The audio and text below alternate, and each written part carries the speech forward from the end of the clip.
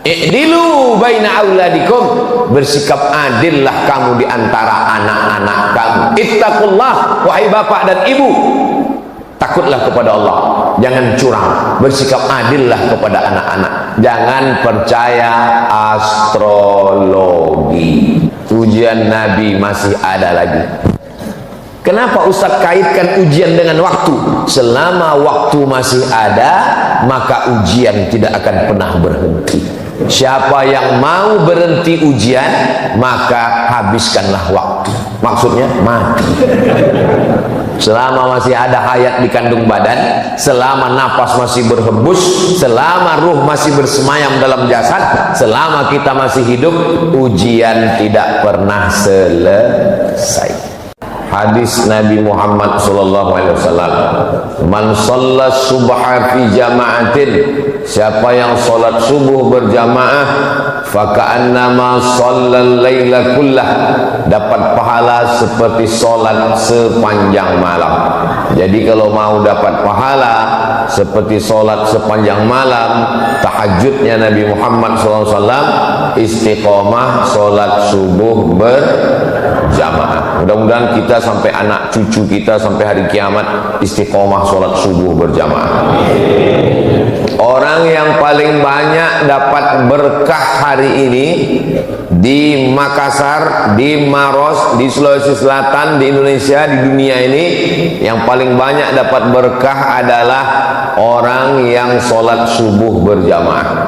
Sesuai dengan hadis Nabi SAW, Allahumma barik li ummati fi bukuriha, berikan berkah pada umatku pada orang yang paling awal bangun subuhnya. Jadi yang awal bangun jam 2 paling banyak dapat berkah, yang bangun jam 3 banyak dapat berkah, bangun jam 4 dapat berkah, yang 5 dapat berkah, bangun matahari sudah terbit kencing setan di telinganya. Man nama, siapa yang tidur walam yusalli, sampai tidak sholat subuh, balas syaitanu fi udhunih, kencing setan di telinganya. Menyediakan toilet setan bagi orang yang tidak subuh berjamaah, padahal ini hari libur, hari Ahad libur, tapi Masjid Jami' Nurul Iman tetap ramai sholat subuh berjamaah. Padahal hari libur nih banyak orang yang balas dendam karena 6 hari bangun-bangun, hari ini tidak usah kita sholat subuh. Kenapa? Tanggal merah libur. Nah, ini membuktikan kebaikan yang luar biasa. Subuh usahakan habis sholat subuh itu jangan keluar masjid. Kalau kebetulan ada ustadz, ngaji, buat pengajian. Kalau ustadz tidak ada, baca kitab Riyadhus Shalihin. Ustadz Abdul Somad setiap Rabu subuh baca Riyadhus Shalihin di Pekanbaru, di Riau. Kami ustadz di Masjid Jami' Nurul Iman nggak ada kitabnya. Ada kitab Riyadhus Shalihin. Mana itu? Ustadz kok tahu? Saya lihat tadi. Ada kitab Riyadhus Shalihin. Bacakan hadis 1, hadis 2, hadis 3. Yang tidak tahu tanya sama ustaz. Fas'alu ala dzikri in kuntum la ta'lamun. Usahakan habis sholat subuh ngaji.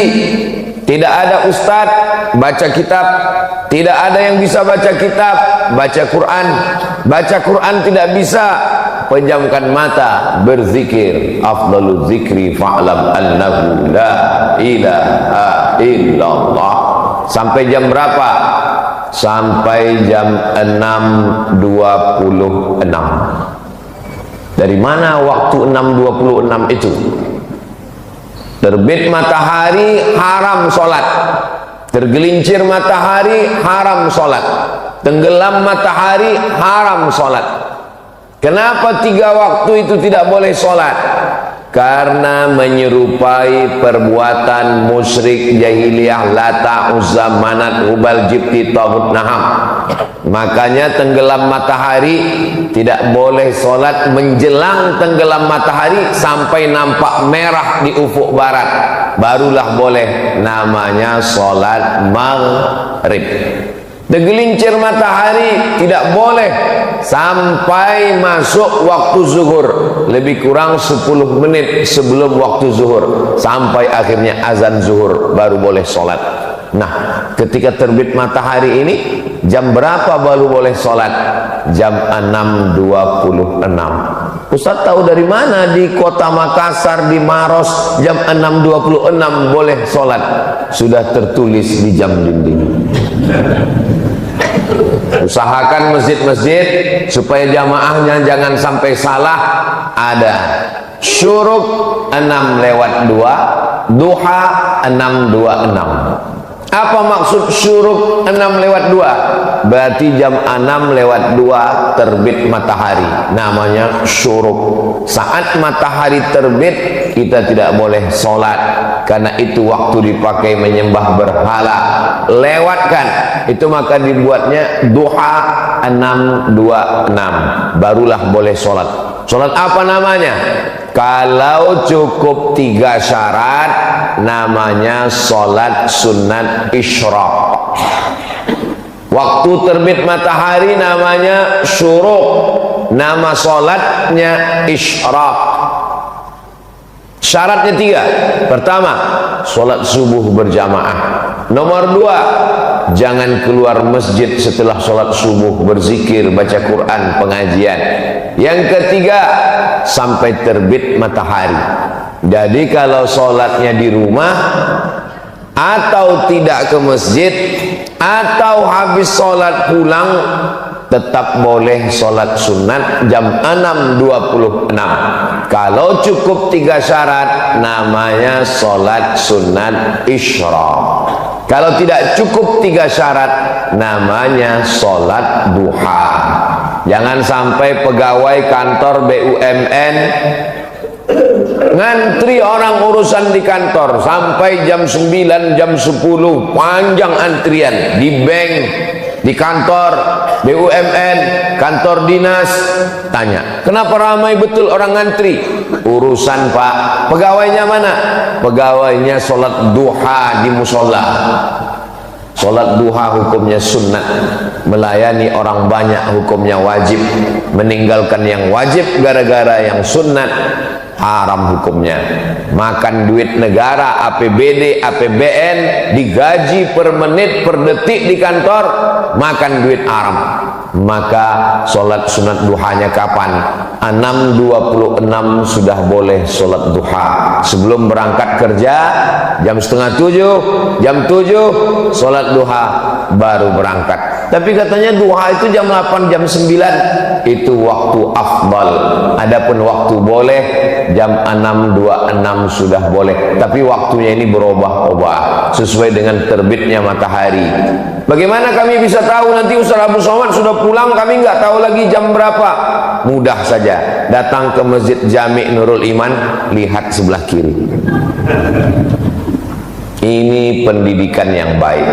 Terus kalau kami sholat sunat isyraq nanti pahalanya apa? Man sholat subha fi jama'atin, siapa yang sholat subuh berjamaah, summa qa'ada yadhkurullah, duduk berzikir mengingat Allah, hatta tatlu asyam, sampai terbit matahari. Jam 6.26, summa yusalli rak'ataini, sholat sunat isyraq 2 rakaat. Niatnya usalli sunnatal isyraq, pakai qaf, usalli sunnatal isyraq raka'ataini lillahi ta'ala. Saya sholat sunat isyraq 2 rakaat lillahi ta'ala. Kanat lahu ka'ajri hajjatin wa umrah, dapat pahala seperti ibadah haji dan umrah. Ini keringanan yang diberikan Allah. Saya tidak tahu di Makassar, di Maros, di Sulawesi Selatan berapa lama daftar tunggunya. Tapi kalau di Pekanbaru Riau, store 2024, berangkat 2050. Bagi saya yang sekarang umur 25 tahun ini, berarti umur 50 nanti baru berangkat. Bayangkan itu. Jangan kecewa, jangan bersedih, jangan berkecil hati. Kenapa? sholat subuh berjamaah, duduk berzikir dengan Allah sampai terbit matahari, 626 untuk waktu Masjid Jami' Nurul Iman Sulawesi Selatan, maka sholat sunat 2 rakaat dapat pahala seperti haji dan umrah. Mudah-mudahan kita istiqomah insyaallah. Nah, jadi Allah itu maha pemurah. Jadi kalau ada orang mengatakan Tuhan itu tidak adil, saya tidak punya duit, tidak bisa pergi ke Makkah, ONH plus mahal. Saya dulu tidak tahu kenapa disebut dengan ONH plus. Ternyata setelah saya sekolah ke Mesir baru saya tahu. Plus itu artinya fulus. ONH fulus karena mahal biayanya. ONH biasa daftar tunggunya panjang, tapi orang lupa Allah berikan keringanan. Sholat subuh berjamaah, sholat sunat 2 rakaat, mendapatkan pahala haji dan umrah. Ini Ustaz ngomong begini ada hadisnya? Ada. Di mana hadisnya? Dalam Sunan At-Tirmidzi. Siapa yang menulis kitab itu? Imam Abu Isa Ibnu Sawrah At-Tirmidzi. Itu hadisnya sahih atau tidak sahih? Hadisnya hadisun hasan. Nah, hasan kan tidak sahih. Sahih dengan hasan sepakat ulama boleh dijadikan sebagai landasan akidah, landasan hukum halal haram, dan landasan dalam beribadah. Maka jangan ragu tentang melaksanakan sholat sunat isyraq. Apakah nanti kita laksanakan sendiri-sendiri atau berjamaah? Sendiri-sendiri. Selesai saya tausiah, Bapak Ibu sholat sunat isyraq. Ketika Bapak Ibu sedang sholat sunat, saya pun pulang. Cuman di belakang nih nggak ada pintu nampaknya. Oh ada. Bapak Ibu yang dimuliakan Allah Subhanahu wa taala. Kira-kira kalau dalam sholat kita menyebut nama orang boleh atau tidak? Misalnya nama suaminya Mas Parno, disebutnya nama suaminya Allahumma arham Mas Parno. Apakah sholatnya batal? Menyebut nama orang dalam sholat tidak batal, tapi menyebut satu kata yang bukan bahasa Arab batal. Allahu Akbar. Datang orang ngetuk pintu, tuk tuk tuk, sedang sholat, batal. Atau waktu sedang sujud, keluar dari mulutnya, luluskan PNS, batal. Karena keluar bahasa yang bukan. Tapi kalau nama orang tidak batal. Mana dalilnya menyebut nama orang tidak batal?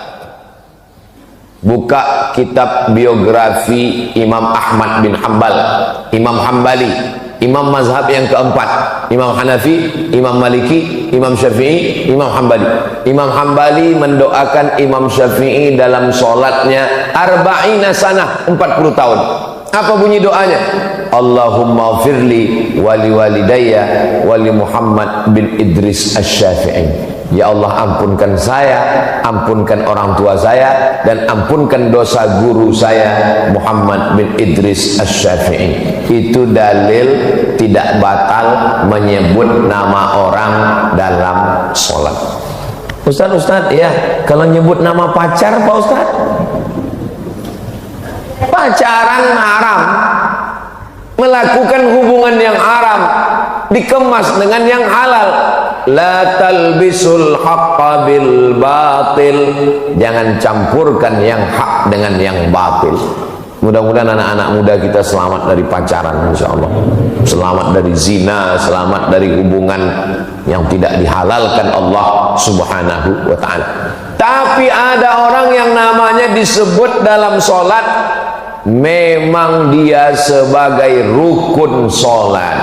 Kalau tidak disebut maka batal sholat. At-tahiyatul mubarakatus salawatut thayyibatu lillah. Assalamu alayka ayuhan nabiyyu wa rahmatullahi wa barakatuh. Wassalamu alayna wa ala ibadillahi salihin. Ashhadu an la ilaha illallah wa ashhadu anna muhammadar rasulullah. Tiba-tiba kantong bergoyang, handphone berbunyi. Assalamualaikum warahmatullahi. Ya, halo, sebentar ya. Batal sholat menurut mazhab Syafi'i. Kenapa batal sholat? Karena dia lupa mengucapkan Allahumma sholli ala sayyidina Muhammad wa ala ali sayyidina Muhammad. Sependek-pendek sholawat. Tapi kata Syekh Ali Jum'ah, guru besar usul fiqih, mantan mufti Mesir, ulama Al-Azhar, kata beliau, sholawat yang paling afdal, sholawat yang ada nama Ibrahimnya, disebut dengan sholawat Ibrahimiyah. Allahumma sholli ala sayyidina Muhammad wa ala ali sayyidina Muhammad kama shallaita ala sayyidina Ibrahim wa ala ali sayyidina Ibrahim. Allahumma barik ala sayyidina Muhammad wa ala ali sayyidina Muhammad kama barakta ala sayyidina Ibrahim wa ala ali sayyidina Ibrahim. Ustaz Abdul Somad masuk ke Masjid Jami Nurul Iman, menyebut namanya sudah 12 kali. Kok 12 kali Ustaz? Masuk tadi tahiyatul masjid, Ibrahim, Ibrahim, Ibrahim, Ibrahim. Habis itu qabliyah subuh, Ibrahim, Ibrahim, Ibrahim, Ibrahim. Habis itu sholat subuh, Ibrahim, Ibrahim, Ibrahim, Ibrahim. Habis itu nanti sholat sunat isyraq, Ibrahim, Ibrahim, Ibrahim. Itu di dalam sholat. Bagaimana dengan di luar sholat? Sayang saya dengan ayah saya, dengan ibu saya, belum ada saya sebut namanya. Tapi nama dia sudah kita sebut, kama shallaita ala sayyidina Ibrahim wa ala ali sayyidina Ibrahim kama barakta ala sayyidina Ibrahim wa ala ali sayyidina Ibrahim. Nanti anak ibu nanya, mama, mama, mama, ya, kenapa Nabi Ibrahim itu disebut dalam sholat sampai 4 kali? Pokoknya dari mama kecil sudah begitu. Ayah, ayah, ayah, ya, kenapa yang disebut nama Nabi Ibrahim bukan nama Nabi Adam, bukan nama Nabi Idris, bukan nama Nabi Nuh, bukan nama Nabi Zakaria, bukan nama Nabi Yahya? Kenapa Ibrahim, Ibrahim, Ibrahim, Ibrahim? Kata Ustadz, jangan banyak nanya. Kalau banyak nanya nanti masuk neraka. Begitu cara membungkam anak-anak biar supaya dia nggak banyak nanya. Kalau anak bertanya, itu menunjukkan dia berpikir, maka usahakan untuk menjawab. Kalau belum bisa jawab, cari jawabannya di channel Ustadz Abdul Somad Official. Subscribe, like, share, and comment. Kenapa Nabi Ibrahim alaihissalam? Karena semua agama samawi ketemu pada titik Ibrahim alaihissalam. Samawi diambil dari kata sama. Sama artinya langit. Agama yang diturunkan dari langit, yang dibawa oleh Nabi, disebut dengan samawi. Nabi Ibrahim punya anak namanya Ishak. Ishak punya anak namanya Yakub. Yakub punya anak namanya Yusuf. Yusuf punya saudara namanya Imran. Imran punya anak cucu keturunan namanya Musa. Agama yang dibawa oleh Nabi Musa adalah agama Islam, tapi dirubah oleh orang Yahudi. Mereka sebut nama agama sekaligus suku mereka dengan suku Yahudi. Enggak Pak Ustadz, itu sekarang negaranya bukan Yahudi, namanya Israel. Apa beda Yahudi sama Israel? Nabi Ibrahim punya anak namanya Ishak. Ishak punya anak namanya Yakub. Yakub namanya 2, satu Yakub, satu lagi Israel. Maka anak cucu keturunan Yakub disebut dengan Bani Israel. Isra artinya hamba, El artinya Tuhan. Israel hamba Tuhan. Asli nama itu bagus, cuman anak cucunya tidak bagus. Israel hamba Tuhan. Bahasa Arabnya Abdul Somad.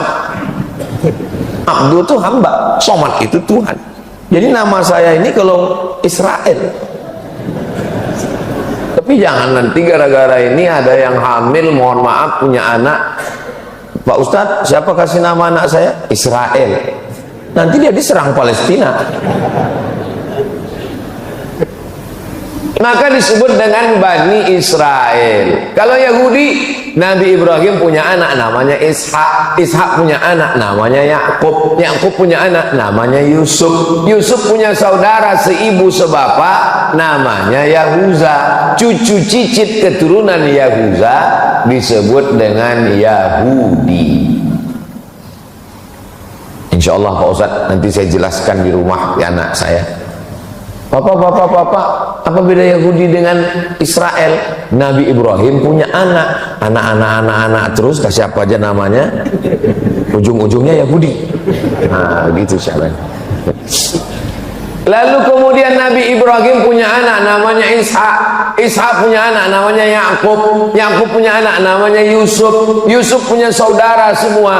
Itulah yang disebut dalam Al-Quran, inni ra'aitu ahada asyara kaukaba, saya melihat 11 bintang, wasyamsa wal qamar, matahari dan bulan, ra'aituhum li sajidin, saya melihat 11 bintang tambah matahari dan bulan bersujud kepada saya.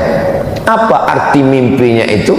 Ternyata arti mimpinya 11 bintang, 11 saudara. Matahari ayah, bulan ibu, 11 bintang, 11 orang saudara. Yusuf ditambah ayah dan ibunya datang menemui Nabi Yusuf alaihissalam. Saat itu Nabi Yusuf sebagai Perdana Menteri Mesir. Maka mimpi ini luar biasa, ada takwilnya. Ustadz, saya selalu mimpi Pak Ustadz. Mimpi apa? Mimpi menang judi online. Pasti sebelum tidur main slot. Mudah-mudahan kita selamat dari judi. Sekarang main judi luar biasa. Dari mana modalnya main judi online? Ada pinjaman online, pinjol.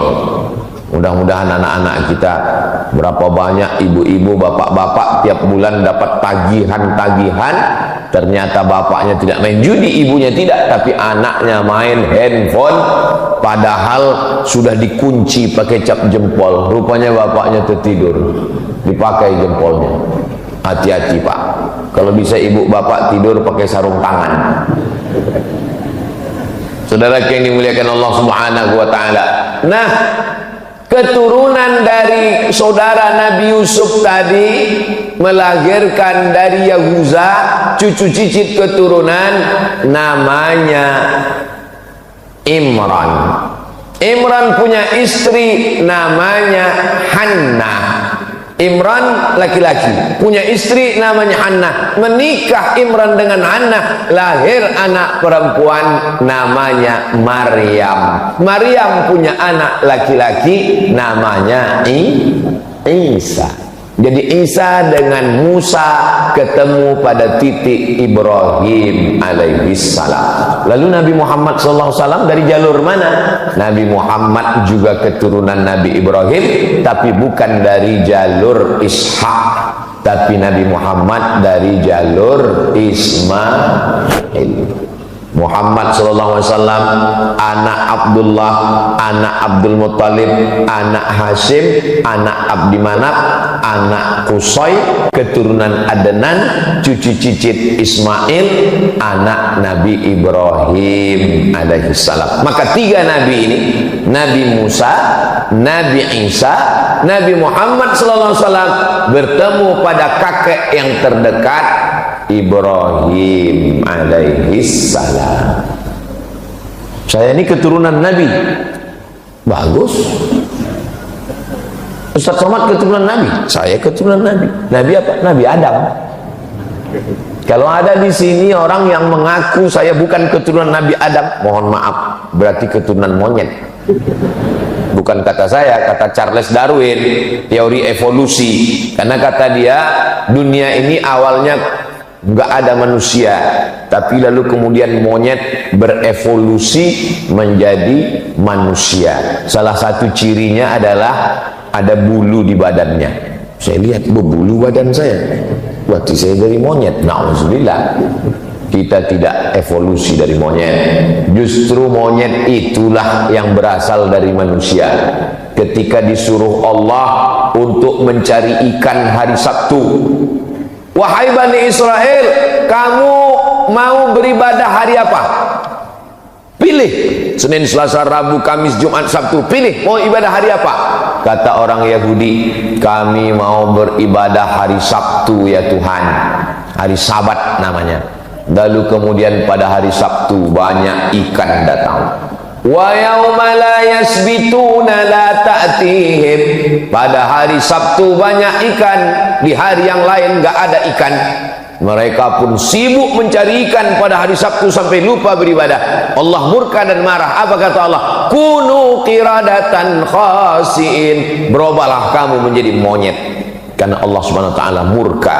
Itu maka disebut Yahudi Israel yang ada sekarang itu adalah keturunan-keturunan monyet, karena tidak ada akal hati perasaannya. Tadi di mobil saya mau kemari, saya buka internet, gambar jenazah-jenazah anak-anak kecil korban dari serangan Israel ke Palestina. Mudah-mudahan Allah menolong saudara kita di Palestina. Saudaraku yang dimuliakan Allah Subhanahu wa taala. Itulah jawaban kenapa nama Nabi Ibrahim disebut. Bukan sekedar menyebut nama Nabi Ibrahim, tapi mengambil pelajaran dari Nabi Ibrahim. Ada seorang laki-laki namanya Azar. Siapa namanya? Azar. Azar ini kerjanya membuat patung. Patung dibuat, dijual. Semua patung-patung yang disembah oleh masyarakat Babilonia, Babel. Dalam Quran disebut daerah itu Bibabila, Babel. Nanti kita kalau ditanya Babel itu di mana? Babilonia, Irak. Bukan Babel Bangka Belitung. Itu di samping Pulau Sumatera. Di Sumatera Selatan, Palembang. Ini Babel, Babilonia, Irak. Di Irak ini mereka menyembah berhala-berhala, patung-patung. Dan patung itu yang membuatnya, tukang buatnya namanya Azar. Azar punya anak laki-laki namanya Ibrahim. Diabadikan nama Azar dalam Al-Quran. Wa idh qala Ibrahimu li abihi Azara. Ingatlah ketika Ibrahim berkata kepada bapaknya Azar, atattakhidhu asnaman alihah. Mengapa engkau membuat patung berhala menjadi Tuhan? Azar ngamuk. La illam tantahi, kalau kau tidak berhenti menceramahi aku, mendakwahi aku, melarang aku buat patung, nyembah patung, la arjumannaka, ku lempar kamu pakai batu sampai mati. Wahjurni malia, tinggalkan aku. Ibrahim, jangan ceramahi saya. Kalau kamu tetap menceramahi saya, mendakwahi saya, la arjumannaka, saya rajam kamu, saya lempar kamu pakai batu sampai mati. Wahjurni malia, tinggalkan saya. Nabi Ibrahim orangnya lembut. Apa kata Nabi Ibrahim? Sa'astaghfiru laka rabbi, aku akan memintakan ampun kepada Allah untukmu. Innahu kana bi hafiya. Allah mengampunkan segala dosa-dosa saya, dan Allah dekat dengan saya.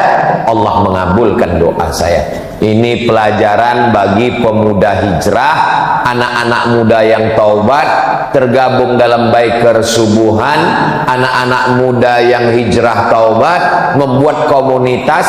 Rata-rata pertanyaan mereka mirip nasibnya macam Nabi Ibrahim. Assalamualaikum Ustaz. Waalaikumsalam. Boleh nanya Pak Ustadz? Boleh. Apa pertanyaannya? Di mana Pak Ustadz? Ayah saya nggak sholat. Tenang adik-adik, nasib kalian macam Nabi Ibrahim. Belum ada apa-apanya itu. Nabi Ibrahim punya ayah bukan sekedar nggak sholat, tukang cetak batu berhala. Bayangkan, semua patung-patung berhala yang disembah orang kafir musyrik, tertulis di tengkuknya made in Azar. Dia punya percetakannya. Itulah ayah Ibrahim. Tapi dia tetap beradab, sopan santun. Dia tidak mengatakan Azar kafir, penghuni neraka jahanam. Makanya jangan kalian mentang-mentang udah ngaji, udah hijrah, udah tobat, udah sholat, pulang ke rumah panggil ayah sama ibu yang belum sholat, Ya ayyuhalladzina kafaru. Mana adabmu, mana sopan santunmu? Jangan ajari ayahmu bicara, jangan ajari ibumu berkata-kata. Kenapa? Karena kau pandai bicara, mereka yang mengajarmu. Anak tidak pernah tua di depan mata orang tua. Saya ustaz tamat Mesir, tamat Maroko, pulang ke rumah, tapi di depan ayah ibu saya tetaplah anak kecil yang baru pandai berbicara. Tidak pernah saya ceramahi orang tua saya. Ingat saya almarhumah emak saya pulang dari musola, dekat rumah saya ada musola kecil namanya musola Al-Makmur. Apa kata dia? Tadi ustadz kami ceramah di musola, Mat. Kata dia bagus puasa di bulan Rajab ini. Dia suka puasa bulan Rajab, sudah tua, umurnya 70-an. Saya bilang, Mak, jangan puasa bulan Rajab, nanti lemah di bulan Ramadan. Bulan Rajab itu puasanya puasa bulan haram, bagus, tapi jangan terus puasa bulan Rajab, tidak baik bagi kesehatan. Ustadz kami tadi yang ngomong, hebat ustadz kami itu, Man. Jadi bagi dia lebih hebat ustadz dia yang di musola daripada saya. Dia pergi umroh, pembimbingnya Ustadz Yurnalis namanya di kota Pekanbaru, dengan Ustadz Mawardi Muhammad Saleh namanya di kota Pekanbaru. Pulang dia umroh, dia kasih tahu ke saya, aku umroh tadi, Mat, hebat pembimbing kami itu. Kira-kira kamu bisa nggak ceramah macam dia ya? Di depan mata orang tua, anak tetaplah anak kecil yang belum bisa apa-apa. Maka jangan pernah menceramahi orang tua. Kenapa? Karena kau serius, mereka melihatmu lucu. Lucu kok ya, anak kecil udah pandai ceramah kata dia. Maka doakan mereka berakhlakul karimah, belikan dia kain sarung, belikan dia peci, belikan dia tasbih, ibu belikan dia mukena, berikan dia hadiah, doakan dia tengah malam, teteskan air mata, munajat kepada Allah, berlemah lembutlah kepada dia. Jangan sampai ibumu, ayahmu berkata, dulu kusangka kalau anakku hijrah ngaji dengan Ustadz Abdul Somad dia jadi baik, sekarang malah kurang ajar. Memang betul ternyata Ustadz Somad itu Ustadz radikal. Saya mau anak-anak muda setelah dia tobat, setelah dia hijrah, Masya Allah, ternyata hadir Biker Subuhan itu datang bawa bendera, luar biasa. Ini ibu-ibu yang mau cari calon menantu Biker Subuhan. Biker Subuhan ini hebat, Bu.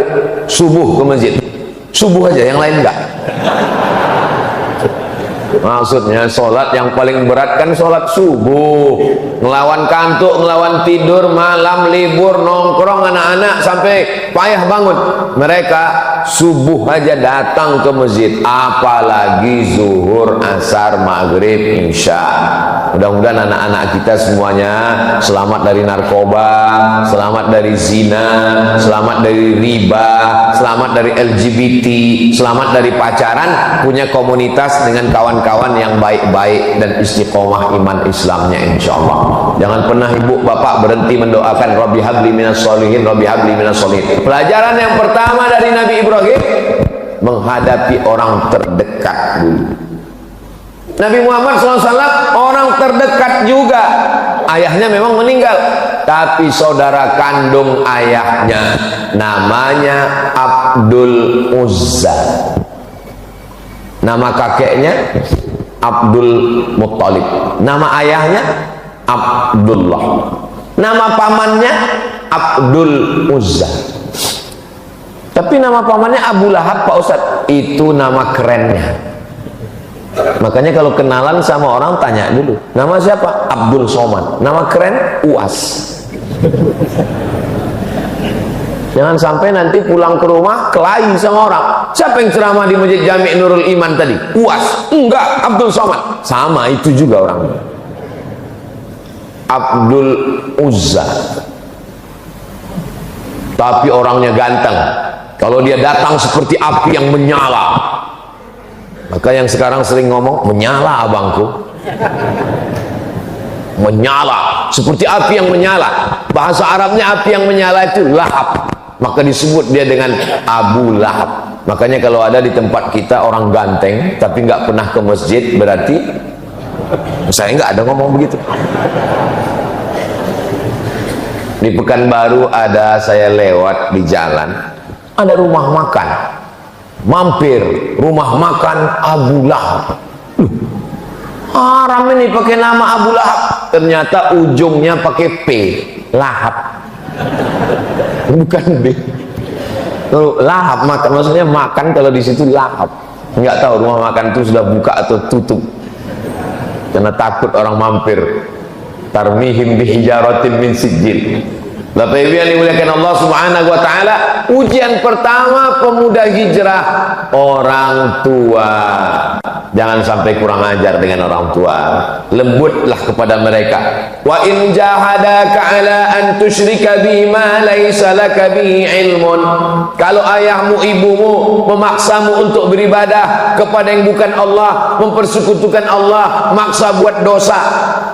Kamu nih baju kamu seperti baju nenek-nenek, buat malu. Buka jilbabmu, buka hijabmu. Lihat nih baju mama seperti mak lampir. Jangan lawan, tetap lemah lembut. Apakah boleh diikut orang tua yang kufur? Tidak boleh. Wa sahibhuma fid dunya ma'rufa, tapi tetap bergaul dengan baik. Bagi yang sudah masuk Islam, saudaranya, ayahnya, kakaknya, adiknya, ibunya belum Islam, jangan kasar. Ini mau dekat hari raya kurban, sapi kita sudah ada 9. Ustaz kok tahu? Itu sudah penuh 8 sapi, 10 sapi sudah, masih ada 20, masih ada 12 sapi lagi. Masya Allah, tabarakallah. Mudah-mudahan sebelum sampai tanggal 10 Zulhijjah itu daftar sudah penuh semua, insya Allah. Amin. Waktu rapat antara panitia kurban, alhamdulillah Bapak Ibu, masjid kita tahun ini ada kurban sapi dan ada kambing. Siapa yang kambing? Saya kambing, saya kambing. Semua ngaku sapi dan kambing, berkurban sapi dan kambing. Fasalli, salatlah li rabbika, kepada Allah, wanhar, dan berkurbanlah. Ujian yang pertama, korban perasaan menghadapi ayah bernama Azar. Selesai. Kenapa ujian saya berat Pak Ustaz? Ada orang yang dilahirkan dari keluarga santri, ayahnya kiai, ayahnya Andre Gurutta, ibunya perempuan yang solihah. Sedangkan Nabi Ibrahim saja diuji, apalagi kita. Kalau ada orang tuamu tidak baik, berarti ujianmu seperti ujian Nabi Ibrahim. Berarti menurut Allah engkau mampu menghadapinya, karena Allah tidak memberikan ujian lebih daripada kemampuanmu. La yukallifullahu nafsan illa wus'aha. Maka ridho dengan takdir yang diberikan Allah. Selesai ujian pertama, masuk ujian yang kedua. Nabi Ibrahim alaihissalam berhadapan dengan orang yang menyembah bulan, matahari. Pasti ada orang sekarang menyembah bulan. Masih ada orang sekarang yang menyembah bulan. Buktinya, siapa yang lahir bulan Mei, jangan usaha di laut, cocoknya di darat. Ini termasuk menyembah bulan. Laki-laki dengan perempuan hampir nikah gara-gara percaya sama penyembah bulan, nggak jadi nikah. Kamu nikahnya bulan apa? Saya bulan Anu. Oh, ini bintangnya Pisces, ikan. Kamu lahir bulan apa? Saya bulan April. April Taurus, kambing. Kambing nggak cocok dengan ikan. Nanti masuk angin gembung mati. Batal nikah hanya gara-gara percaya pada penyembah bulan dan bintang. Namanya astrologi. Tapi katanya bagus belajar tentang matahari. Yang bagus itu astronomi, ilmu falak. Sedangkan yang sesat itu astrologi, percaya kepada perbintangan. Dulu orang kalau baca majalah, ramalan bulan depan. Alhamdulillah, kita tidak percaya sama ramalan. Kita hanya percaya kepada Allah. Bismillah tawakkaltu 'ala Allah, la haula wala quwwata illa billah. Ternyata astrologi ini sudah ada sejak zaman Nabi Ibrahim alaihissalam. Nenek moyang kita menyebutnya dengan ilmu nujum. Nujum diambil dari kata najam. Allah bersumpah dalam Al-Quran, wan najmi idza hawa, demi najam. Najam artinya bintang, nujum bintang-bintang. Ilmu nujum, ilmu yang mengkaji tentang bintang-bintang, dikaitkan dengan nasib manusia. Ini hukumnya syirik, karena lebih percaya kepada bintang daripada kepada Allah. Meniadakan kuasa Allah, yang berkuasa adalah planet bintang-bintang. Dalam Islam diajarkan la ilaha illallah. Tidak ada itu kuasa bintang-bintang bisa mempengaruhi nasib manusia. Nabi Ibrahim berhadapan dengan orang astrologi, penyembah bintang-bintang. Ada dalam Al-Quran, ada dalam Al-Quran. Falamma ra'al qamara bazighan qala hadza rabbi. Ketika dia melihat bulan, dia katakan, oh bulan Tuhan. Falamma afala qala la uhibbul afilin. Ketika bulan hilang, berarti dia bukan Tuhan. Falamma ra'a asy-syamsa bazighatan qala hadza rabbi. Ketika muncul matahari, oh ini Tuhan. Hadza akbar, ini lebih besar daripada bulan. Falamma afalat, ketika dia hilang, berarti dia bukan Tuhan. Banyak orang mengartikan ayat ini, mengatakan Nabi Ibrahim sedang mencari Tuhan. Lihatlah perjalanan Ibrahim mencari Tuhan. Dia lihat bintang, dia sangka Tuhan. Dia lihat matahari, dia sangka Tuhan. Nabi Ibrahim bukan filosof. Yang mencari Tuhan itu ahli filsafat. Aristoteles, Demokritos, Sokrates, Thales, itu yang mencari Tuhan. Sedangkan nabi-nabi tidak pernah mencari Tuhan. Nabi Ibrahim tidak pernah mencari Tuhan. Allah yang memperkenalkan diri kepada nabi-nabi. Ma'rifah namanya, perkenalan Allah kepada nabinya. Lalu apa maksud Nabi Ibrahim melihat matahari bulan? Dia mau mengajar para astrologi itu bahwa nasibmu bukan ditentukan oleh matahari, tidak ditentukan oleh bulan lahir, tapi ditentukan oleh Allah Subhanahu wa ta'ala. Kasihan sekali kalau ada orang tua masih percaya astrologi. Lahir anaknya, kata pakar astrologi, anak kamu beruntung karena lahirnya bulan penuh.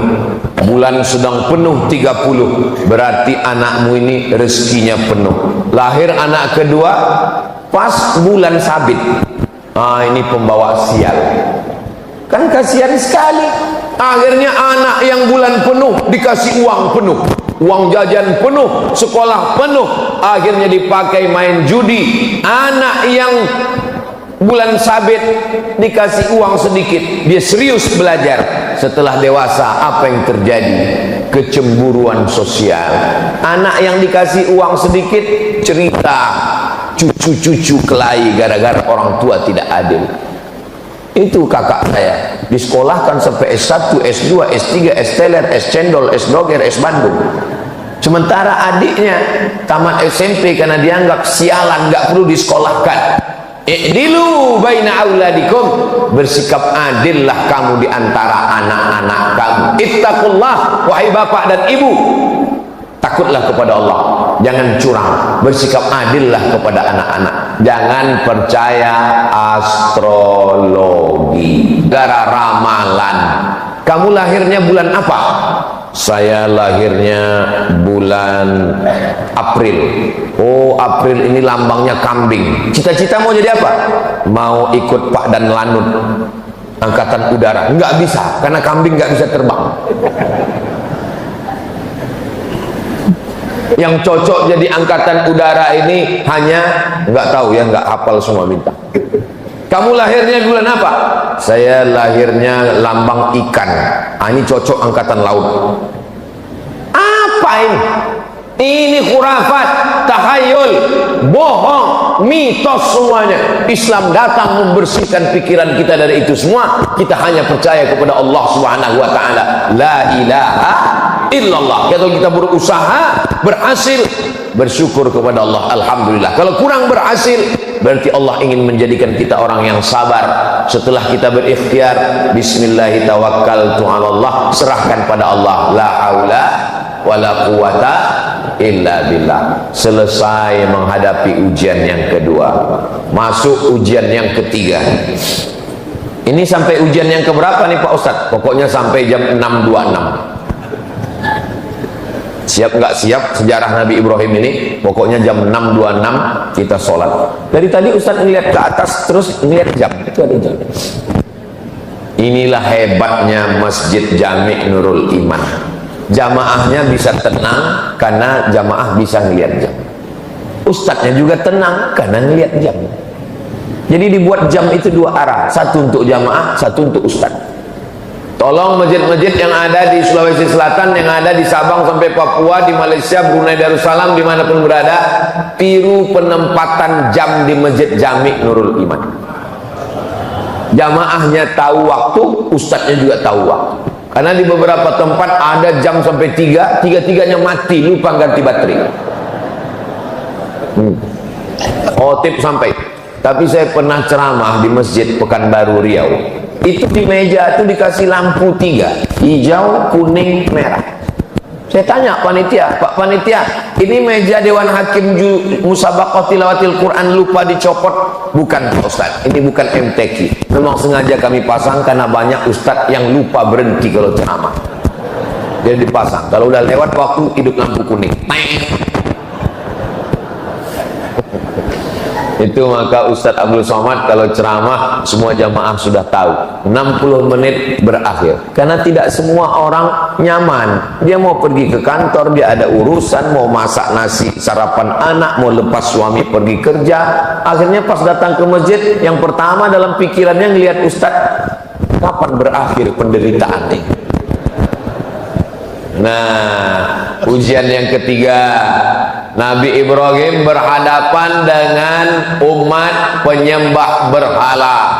Ada patung makhluk hidup, binatang, serangga, yang besar yang kecil. Ketika semua mereka sedang pergi ke kebun korma, Nabi Ibrahim menghancurkan berhala itu, dihancurkannya semua, dipecahkannya, diambilnya kampak, digantungkannya di berhala yang paling besar, ditinggalkannya satu. Pulang dari manen kurma, mereka lihat Tuhan-Tuhannya hancur. Tuhan jadi hantu, hancur semua. Maka mereka pun memanggil Nabi Ibrahim, diabadikan dalam Al-Quran. A'anta fa'alta hadza bi alihatina ya Ibrahim? Apakah engkau yang menghancurkan Tuhan-Tuhan kami ini wahai Ibrahim? Nabi Ibrahim menjawab dengan logika akal. Apa kata Nabi Ibrahim? Bal fa'alahu kabiruhum hadza. Yang melakukan ini adalah patung yang paling besar. Kalau enggak percaya, fas'aluhum in kanu yantiqun. Tanyalah yang kecil-kecil ini kalau mereka bisa bicara.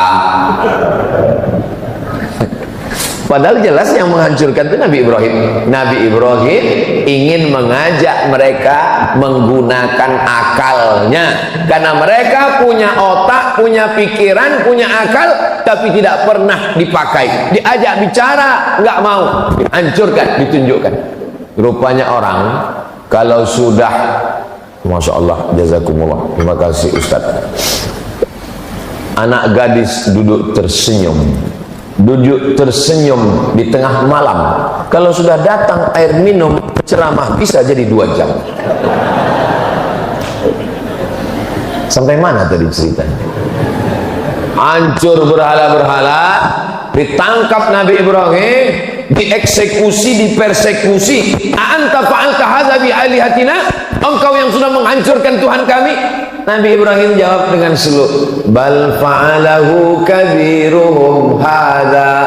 Yang menghancurkan ini patung yang paling besar. Fas'aluhum in kanu yantiqun. Mereka lah, kalau kamu tidak percaya tanya. Rupanya orang, prinsip manusia dari sejak zaman Nabi Ibrahim, kalau kalah otak, mereka akan pakai otot. Kalah otaknya, buntu, mereka pakai otak, ngadu ke raja. rajanya Namrus. Raja Namrus mengumpulkan bala tentara, nyalakan api, bakar Ibrahim karena dia sudah mengganggu stabilitas keamanan nasional. Akhirnya dinyalakan api unggun, harriquhu, bakar dia. Saat mereka membakar Nabi Ibrahim alaihissalam, Allah berkata kepada api, ya nar, wahai api, kuni bardan, jadilah engkau sejuk, wasalaman, dan selamat, ala Ibrahim, sejuk dan selamat engkau bagi Ibrahim. Nabi Ibrahim keluar dari api unggun dalam keadaan sejuk, dingin, dan selamat. Inilah doa yang selalu dibaca jamaah ketika menunaikan haji ke Baitullah. Ustaz Somad, ya, ini kabarnya di Makkah sedang cuaca musim panas 40 derajat Celcius. Tolong ajarkan saya doa biar supaya dingin di sana Pak Ustaz. Ya narukuni bardan wa salaman ala Ibrahim, ya narukuni bardan wa salaman ala Ibrahim, ya narukuni bardan wa salaman. Pulang haji, gimana?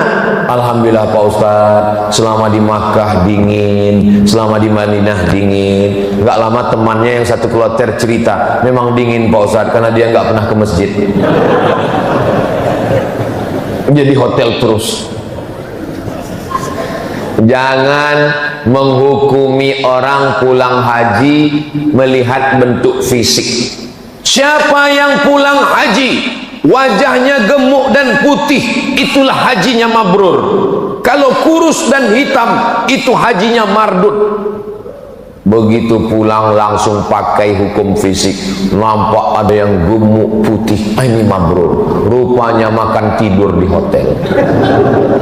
Ada yang naik bis dari Aziziyah mengejar kurus, kena panas.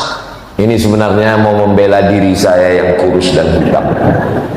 Saudara yang dimuliakan Allah Subhanahu wa ta'ala, Nabi Ibrahim berhadapan dengan orang tua, sudah. Berhadapan dengan penyembah bintang-bintang, sudah. Berhadapan dengan penyembah berhala, sudah. Berhadapan dengan penguasa yang zalim membakar dengan api, sudah. Sudahkah selesai ujian Nabi Ibrahim? Belum, karena kita masih jam 6:12. Ujian Nabi masih ada lagi. Kenapa Ustaz kaitkan ujian dengan waktu? Selama waktu masih ada, maka ujian tidak akan pernah berhenti. Siapa yang mau berhenti ujian, maka habiskanlah waktu. Maksudnya mati. Selama masih ada hayat di kandung badan, selama nafas masih berhembus, selama ruh masih bersemayam dalam jasad, selama kita masih hidup, ujian tidak pernah selesai. Kapan nikah? Nampaknya nanti kalau sudah nikah nggak ada lagi ujian. Ternyata ujiannya memancing kemarahan emosi. Tetangga nanya, istrinya sudah hamil apa belum? Ternyata nanti kalau sudah punya anak, nampaknya saya ini sudah nggak ditanya-tanya orang lagi. Ditanya orang, Ustadz kok nggak punya anak perempuan? Siapa itu? Saya, anak saya laki-laki. Selalu di komen orang, mudah-mudahan Ustaz punya anak perempuan ya. Lalu kapan ujian ini berakhir? Mati. Selesai. Kalau udah mati barulah kita nggak diuji. Kalau sudah mati nggak diuji juga. Marabbuka. Hidup adalah ujian.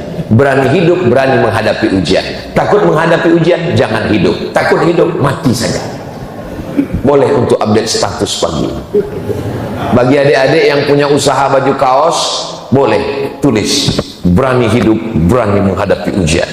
Takut menghadapi ujian, jangan hidup. Takut hidup, mati saja. Jadi supaya orang kalau lihat baju kaos kita, bagus juga. Tapi baju kaos yang model begini, jangan dibawa sholat ke Masjid Jami' Nurul Iman. Nanti orang sholat di belakang lihat, betul juga. Nah, Nabi Ibrahim diuji lagi, selagi masih hidup diuji, menikah dengan perempuan namanya Sarah. Sarah tidak mengandung. Apa kata tetangga? Ajuzun aqim. Ajuz, perempuan tua. Aqim, mohon maaf, yang tidak punya anak. Mandul, diejek. Akhirnya Nabi Musa, Nabi Ibrahim pindah ke Mesir. Dari Babilonia pindah ke Palestina. Di Palestina nikah dengan Sarah. Sarah tidak punya anak, pindah ke Mesir. Di Mesir ada seorang perempuan menjadi pembantu. Perempuan ini awalnya anak bangsawan, anak orang kaya, bangsawan. Bangsawan itu artinya bangsa yang hidup di awan, tinggi di atas.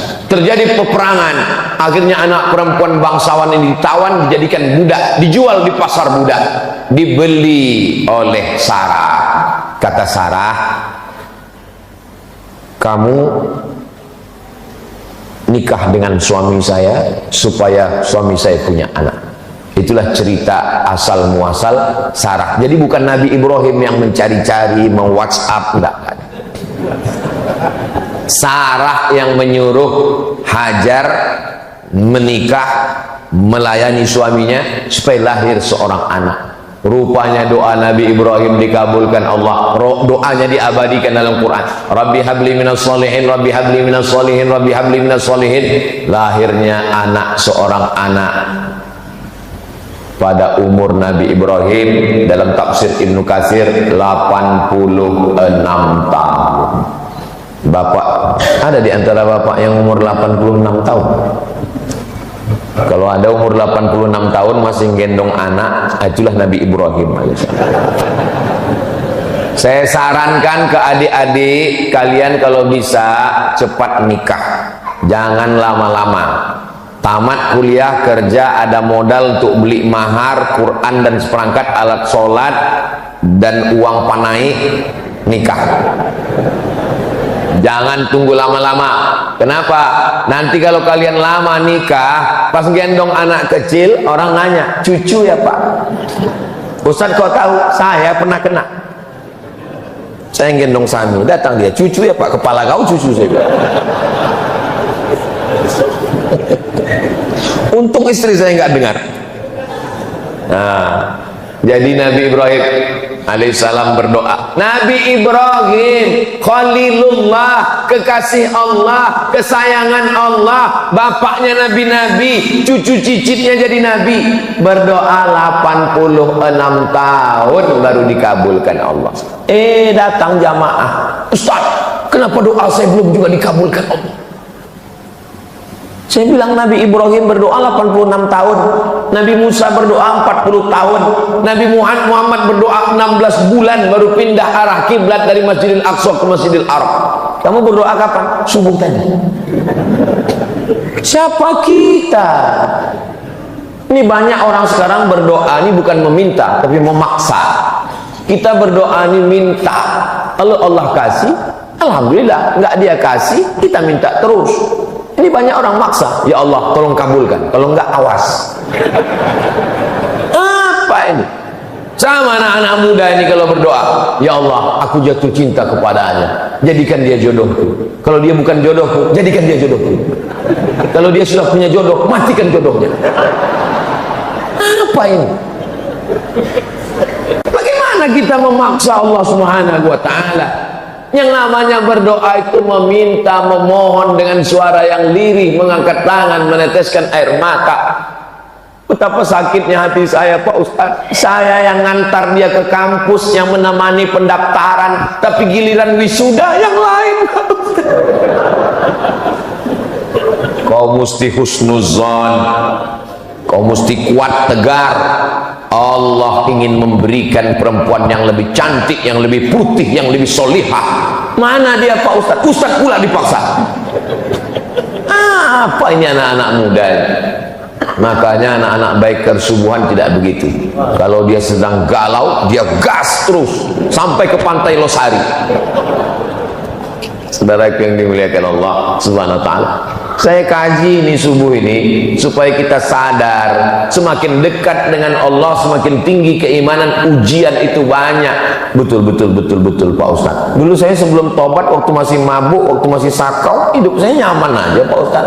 Sekarang begitu hijrah, begitu bergabung dengan biker subuhan, pas ngaji pertama kali sholat Pak Ustaz hilang sendal, sholat yang kedua hilang helm.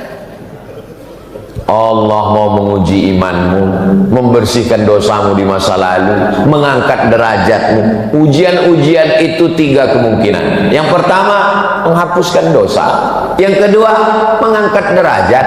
Yang ketiga, Allah Ta'ala ingin membuat kita satu level tempat tertinggi, namanya ridha. Semua umat Islam masuk surga, tapi tidak semua mendapatkan ridha Allah. Kalau dapat surga belum tentu dapat ridho, tapi kalau dapat ridho pasti dapat surga.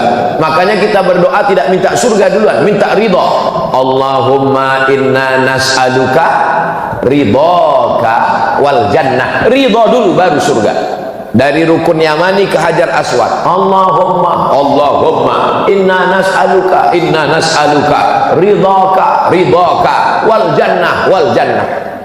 Ketika saya minta, ya Allah, berikanlah kami ridha, semua ibu-ibu bilang amin. Ada satu ibu-ibu diam aja, ditanya sama kawannya, kok nggak bilang amin? Aku sudah dapat ridha. Dari mana kau tahu dapat ridha? Suamiku namanya Mas Ridho. Nama adalah doa. Jadi kalau ibu kasih nama anak namanya Ridho, dia ingin supaya dia ridho menerima segala ketetapan Allah, segala yang baik yang buruk. Makanya rukun iman itu kan ada 6. Antu'mina bil qadari, beriman kepada takdir, khairihi wa syarrihi, yang baik dan yang buruk. Oh, jadi takdir itu ada 2 Pak Ustadz? Iya, takdir baik dan takdir buruk. Betul-betul sesuai dengan saya dan suami Pak Ustadz. Maksudnya Bu, saya bagi suami saya ini takdir baik dia Pak Ustadz, tapi dia bagi saya itu takdir buruk saya Pak Ustadz. Allah Subhanahu wa Ta'ala mempertemukan kalian di tempat yang baik, dalam majelis yang baik, dengan cara yang baik, supaya kita mendapatkan kebaikan-kebaikan. Nabi Ibrahim tidak pernah lepas daripada ujian. Sudah punya anak, apa kata Allah Subhanahu wa Ta'ala? Antarkan anakmu ke Baitullah, dari Masjidil Aqsa ke Masjidil Haram. Jaraknya 1500 km, naik unta menyeberang lautan gurun pasir.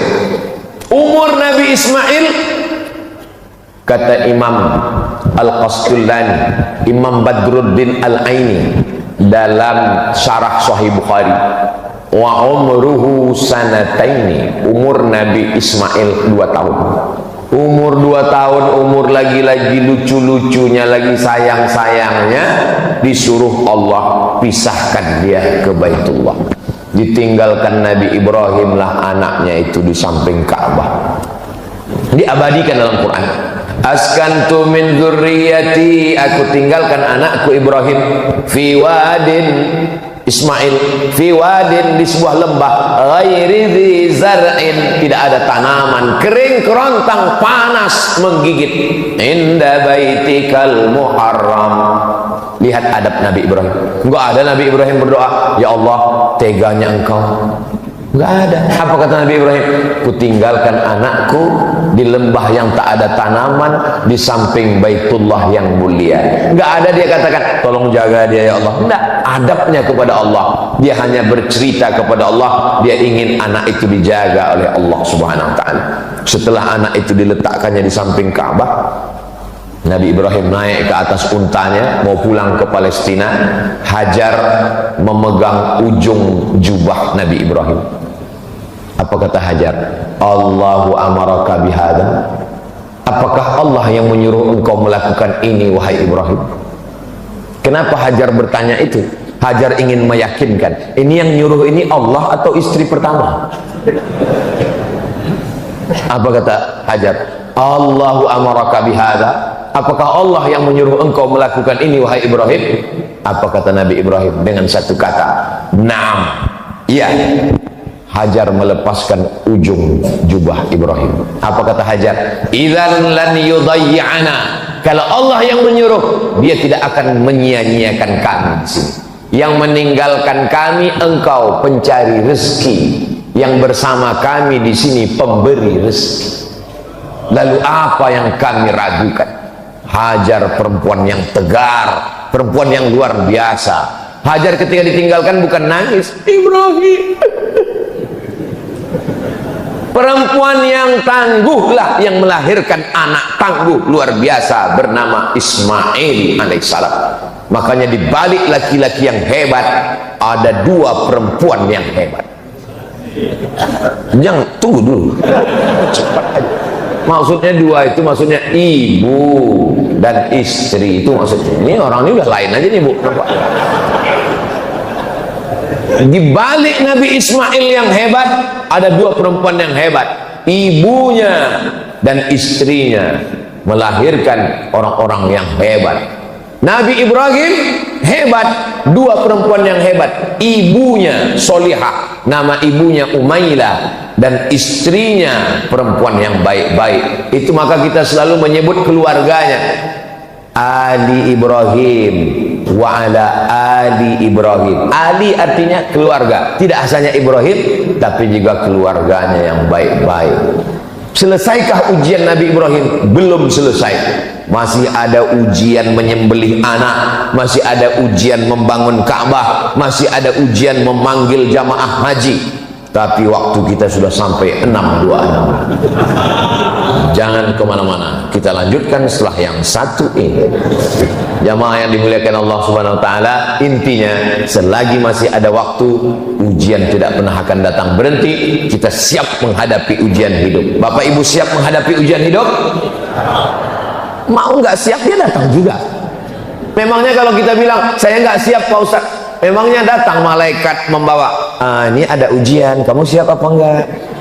Kalau kamu siap saya kasih, kalau enggak saya kesana dulu ya. Enggak ada begitu, mau siap enggak siap tetap. Maka kuatkan diri dengan sholat. Allahu Akbar, serahkan kepada Allah. Inna sholati wa nusuki wa mahyaya wa mamati lillahi rabbil alamin. Sholat, zikir, baca Quran itu menguatkan pundak bahu kita untuk menghadapi ujian-ujian. Tapi saya tidak mengatakan saya yang ceramah, saya yang paling siap. Tidak. Doakan Bapak Ibu semua supaya Ustadz Abdul Somad punya hati yang kuat menerima ujian dari Allah Subhanahu. Kita ini kuat kalau saling mendoakan. Kita tidak pernah berpisah. Walaupun saya akan pulang besok pagi ke Sumatera, ke Riau, tapi kita tetap bersama dalam doa, saling mendoakan. Mudah-mudahan kita semuanya istiqomah, mati husnul khatimah. Anak-anak kita semuanya soleh dan solehah. Rezeki kita berkah sehingga kita bisa berhaji ke Baitullah. Ala hadhihi niyah al-Fatihah. A'udzu billahi minasy syaithanir rajim. Bismillahirrahmanirrahim. Alhamdulillahi rabbil alamin. Arrahmanir rahim. Maliki yaumiddin. Iyyaka na'budu wa iyyaka nasta'in. Ihdinas siratal mustaqim. Siratal ladzina an'amta 'alaihim ghairil maghdubi 'alaihim waladdallin. Amin. Allahumma salli ala sayyidina Muhammad wa ala ali sayyidina Muhammad kama sallaita ala sayyidina Ibrahim wa ala ali sayyidina Ibrahim. Allahumma barik ala sayyidina Muhammad wa ala ali sayyidina Muhammad kama barakta ala sayyidina Ibrahim wa ala ali sayyidina Ibrahim. Allahumma ja'alna sabirin sabura Ibrahim. Jadikan kami orang yang sabar seperti kesabaran Nabi Ibrahim menerima segala ujian-Mu ya Allah.